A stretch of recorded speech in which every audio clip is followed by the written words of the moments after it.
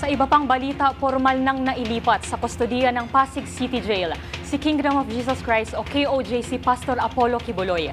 Ayon sa Bureau of Jail Management and Penology o BJMP, naging mapayapa naman ang unang araw ng pastor sa loob ng classification cell kung saan ito mananatili sa loob ng halos 2 linggo.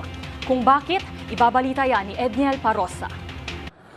Naging normal at maayos ang sitwasyon sa Pasig City Jail sa magdamag kasabay ng unang gabi rito ni Pastor Apollo Kibuloy. Ayon kay Jail Superintendent J-Rex Bustinera, tagapagsalita ng BJMP, walang naitalang untoward incident sa male dormitory ng Pasig kung saan opisyal na na-turn over ang kustodiya ng religious leader. Pero matapos mailipat ng Philippine National Police si Kibuloy, ganap na alas 5:05 ng hapon kahapon, hindi agad dinala sa normal na selda ang akusado sa qualified human trafficking.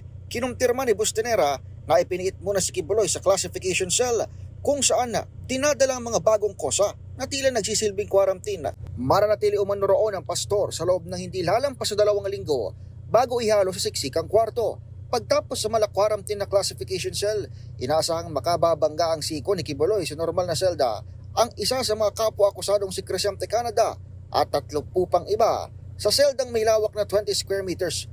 Nauna nang ipinaliwanag ni PNP spokesperson, Police Brigadier General Gene Fajardo, na ipinatuloy ng Pasig RTC Branch 159 ang nabalam nitong transfer ng KOJC head dahil tapos naman na umano ang kampanya ng pulisya habang naka-medical furlough ang pastor. Paglabas sa kanyang pagkaka-ospital sa Philippine Heart Center, dinala agad si Kibuloy sa Pasig BGMP at hindi na idinaan pa sa PNP Custodial Center.